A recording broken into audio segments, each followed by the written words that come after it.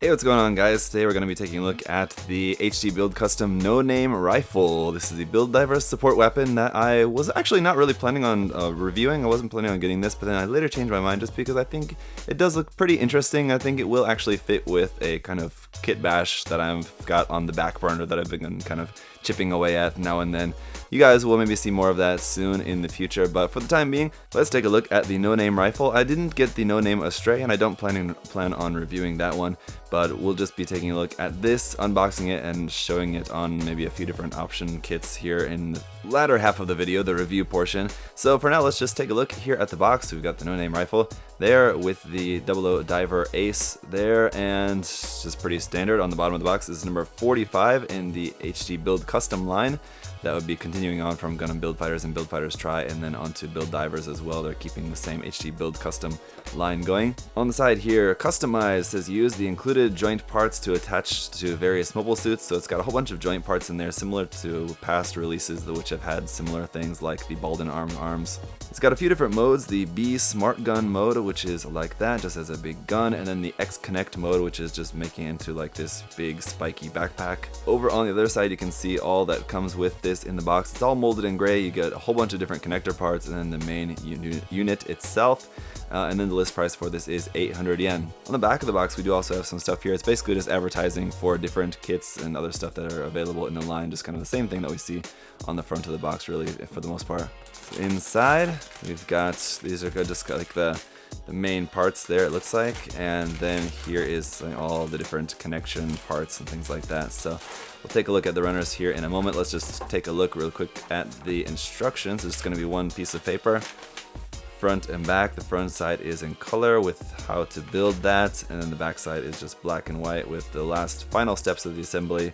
A little bit here about the different modes, so I guess this is just how to put it into different mode, attaching it onto the backpack. Just how to use the different joint parts, how to put those together. Our parts list is here at the bottom, and then a color guide is just gray for the color guide. So kind of interesting that they included a color guide for that, but it's just gray. So first off, we've got Runner A here, and this actually is from the HG Balled and Armed arms set. That's how the runner is labeled. So this is from 2015, and I'm guessing it's going to be the same thing here for Runner A2 as well for these other joint parts. So if you've already got that kit, you've already got a bunch of these on hand, so you get a bunch more. So all of our new parts here are going to be on Runner E. It's separated into Runner E1, E2, and E3. Now these are going to be the same runners, I imagine, from the No Name Astray, but the runners are labeled just No Name Rifle. So obviously the parts for the No Name Rifle. There's Runner E1. E2 is a little bit smaller here with just some more of those parts on it. And then Runner E3 is even smaller yet, with just a few more little connection parts and things like that on here. So that is everything that is included. Let me get this built up and we'll see how it looks on some kits. Alright, so here is how the No Name Rifle is going to look, just in the Smart Gun mode. So it has a couple different modes, so we'll take a look at them in a moment. So as a smart gun, it just looks like, I don't know, it looks like a gun, sort of. I don't know, it looks like a very strange thing indeed. That's why I like it. I think it's very versatile just because it doesn't really look like anything in particular, and that can be useful when you want to use parts for kit bashes, because that's why you see some kits come out and you see people saying like, oh, that's going to be really good kit bash fodder. It is because it has a lot of really oddly shaped parts which look cool, but they don't really look like anything which we normally tend to think of. Like if this just looked like a gun, it would be very obviously just a gun, but it doesn't really particularly look like that exactly. So that's actually quite good, and I think that's definitely a good point of this kit. So first, let's just get a look at this thing, and I'll show you some of the parts where it bends and moves and all that articulation, but I want to check how long it is because it's quite long. It is going to be right around almost 24 centimeters long in total, which is pretty long. So first up, the kind of camera thing here on the top, which I guess is supposed to be like a radome. So considering it's a smart gun, I'm guessing that's supposed to be like a radome or camera on there that flips up like so. These parts here on the front can move out to the side like that. You can also move them forward and back like that. The front end just folds like that if you want to fold that or extend that out. At the back, we have these bits here which can be moved up and down like that as well, and you can mix and match the parts around. That's how you change it to the different modes, so we'll take a look at that in a moment. Up underneath too, here as well, you have a negative hard point, positive hard point, and then the handle. That's the handle that you're supposed to use for actually using this as a gun. So I've got the 00 Higher Than Sky Gundam here, which I'm gonna try this out on, and we'll see how this looks.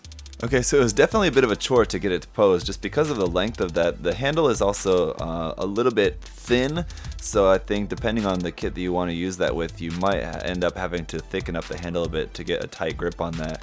And just because of the length and the size of the thing being quite large for most HG kits, it's going to be a little bit heavy and a little bit hard to hold. So definitely probably going to end up having to do some very slight modification to that just to be able to get it to hold in the hand of this kit or any other kit that you're going to be using that for. It's going to be a little bit tricky. I've even got the second hand, the left hand, open hand there, balancing that on his thumb as well, just kind of faking that to make it look like he's sort of holding on to that with the left hand as well, just in order to keep it up. Otherwise it would just be kind of just falling down. It wouldn't really be able to hold it with one hand at all. So that's a bit annoying, but again, just the size and the shape of it is still pretty impressive, and it makes for a pretty cool and unique looking thing. Now, it doesn't show you in the manual for this, but I'm interested if you can make this into like the kind of cloak form, which hangs over the side of the arm of the No Name Astray. So I've looked up the instructions for that online, and I'm gonna try my best to see if we can remake that with this. I believe we should have all the parts necessary to do that. Let me give it a try here. Alright, there you go. Actually, you can make that, but you have to use one of the X'd off parts from the manual. So in the manual we saw there was two parts that were crossed off that weren't supposed to be used for this. One of them is the connection part that is needed to make this, so just keep that around.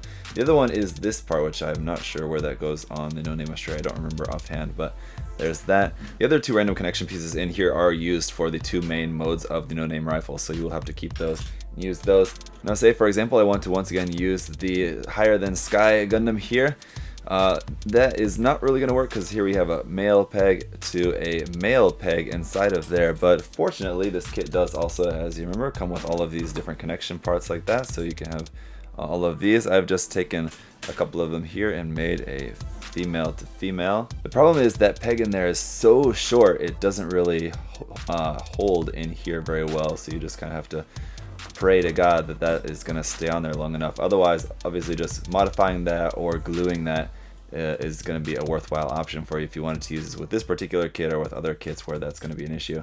But as long as I don't breathe on it wrong, for the time being anyway, that's there on the side of the arm, and it does look pretty cool. I think it works pretty well with this particular kit if you wanted to make it sort of like a repair version or something where like this side instead of the GN drive was replaced with this whole big thing. Could look pretty cool. I have different plans for it ultimately for mine, but that is just something that you could do if you were so inclined.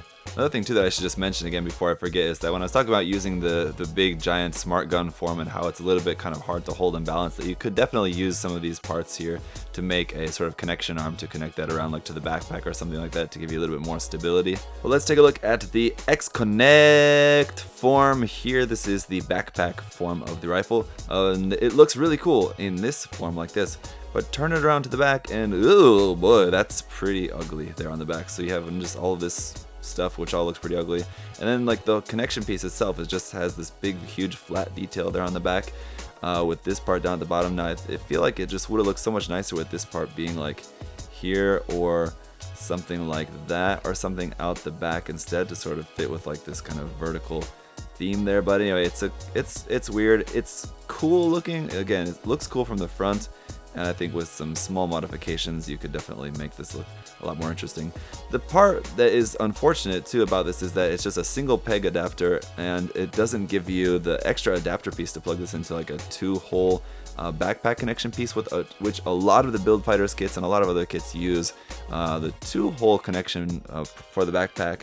Not many kits use this one. I was actually looking through a bunch of my kits, as you guys may be well aware of, that I have quite a few of them, and it really took me a long time to find a kit that I could actually use this for. And just for the sake of not spending any more time looking through them, I pulled out the NPD Leo here, just because on his backpack it actually is a 2 connection backpack there as well. But on his backpack, if we take off this part, there's one there in the middle. So I'm just going to try this. It's going to look a bit odd, but Again, from the front, I think it'll look okay. Anyway, it'll look a bit strange, but there is our X-Connect NPD Leo. So yeah, this is just the kind of thing that I feel like it's got a lot of potential there. If you really want to bring out the most potential of this, you're probably going to end up having to do a little bit of modification, whether it be something as simple as just drilling a hole in the center of the back of a Gundam. If you want to use this on for example, some other Gundam that doesn't have just a single peg adapter there, just drill a hole into the back and there you go, you're all set.